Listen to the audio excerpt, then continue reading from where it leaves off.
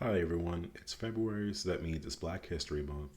And for this video, I wanted to walk through a clip, which is maybe about 2 to 3 minutes, which really does a good job at explaining the importance of Black Americans starting to invest in the stock market and how apps are making that easier for Black Americans to be able to do that.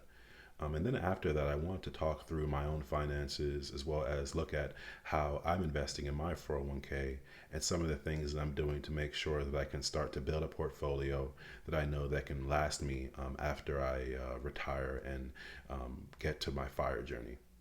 So if you want to hear more, let's jump into it.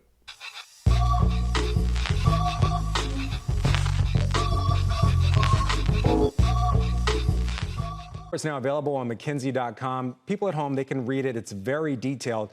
Very quickly, though, I want to get your one big takeaway from that report.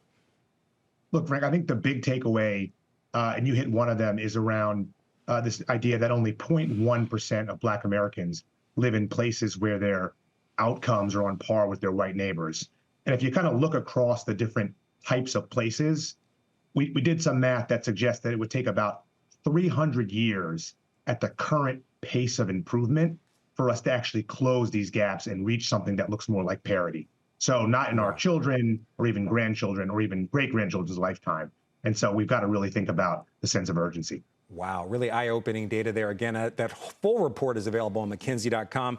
I want to talk to you about a few other things when we're talking about Black economic mobility. The Fed released some data earlier this year that now about 40% of Black Americans hold stocks, fastest growing group of stockholders. How meaningful is that when we talk about closing the racial wealth gap? Looking at the latest stats right now, the median Black family only has about 1/6 the wealth of the median white family.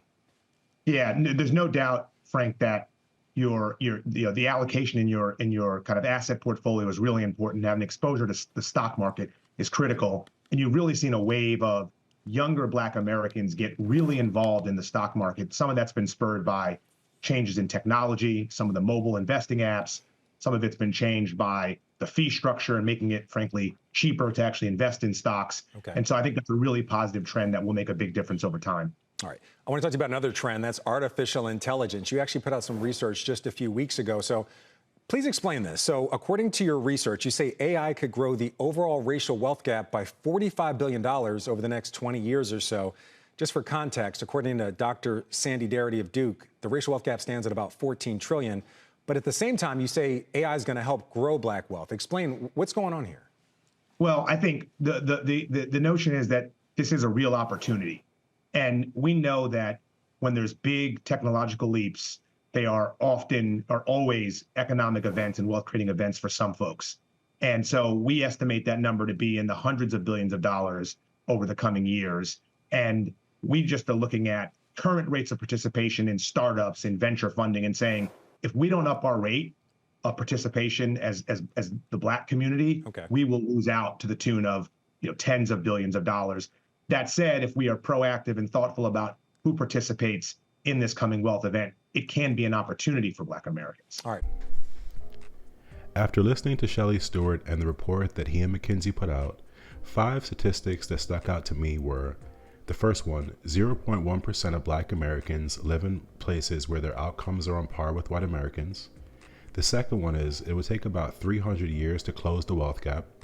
The third one would be 40% of Black Americans own stocks. The fourth is the median Black family has about 1/6 the wealth of a white family. And finally, AI could help grow the overall racial wealth gap by $45 billion. So to make this more relatable, I want to share some numbers from my own retirement journey, and that way you can all see how I've been saving over the past 5 years. Unfortunately, this does not cover the full timeline, so I think I started investing around May of 2018, and this only goes back 5 years, which would be February of 2019. As of February 8th, 2024, my 401k balance is couple of dollars short from $86,500. A large amount of that comes from matching contributions, which are 5% that comes from my employer, and they match dollar for each dollar that I put into up until 5%. Another thing that they do is offer a 3% automatic pay credit, which they do for employees who work there from year 0 all the way to year 10. And then from year 10 to year 20, that number would jump from 3% to 4%. And then after year 20, it would go to 5%. Something that I decided to do about 5 years ago was start investing into the Roth 401k versus the traditional 401k option. The big difference is that money that goes into the Roth 401k goes in as post-tax dollars versus the traditional 401k, which would go in as pre-tax dollars. By paying the taxes now and letting the account grow in the Roth 401k account, that money will grow tax-free, meaning that when I withdraw that money during my retirement, I will no longer have to pay taxes on the growth. Outside of my 401k account, something I choose to invest into is called M1 Finance. M1 Finance is an app that allows you to purchase stocks and ETFs right from your phone. Over the last 3 years, I've put in any kind of spare cash that I have, and I've gotten a small return on investment from it. There was a point in time that you may see on the graph that looks like it went to zero, but I actually withdrew that amount out because I needed it at the time. But going forward, I don't plan to take any money from that account, and if anything, I plan on throwing that money towards the remaining part of my student loan debt, which sits at about $55,700 as of today. With this video coming to a wrap, I hope you all got to understand a little bit about the current state of affairs of my 401k, as well as some of the things that I'm doing to plan for retirement. One of the things that I took away from just watching the McKinsey video is the need and the urge for Black Americans to start investing, and that there are many tools and just information that's out there that can help assist and propel the Black community for the next 50 years. So if you have any thoughts on this video, please like, subscribe, comment in the chat, and happy to get back to you. Peace.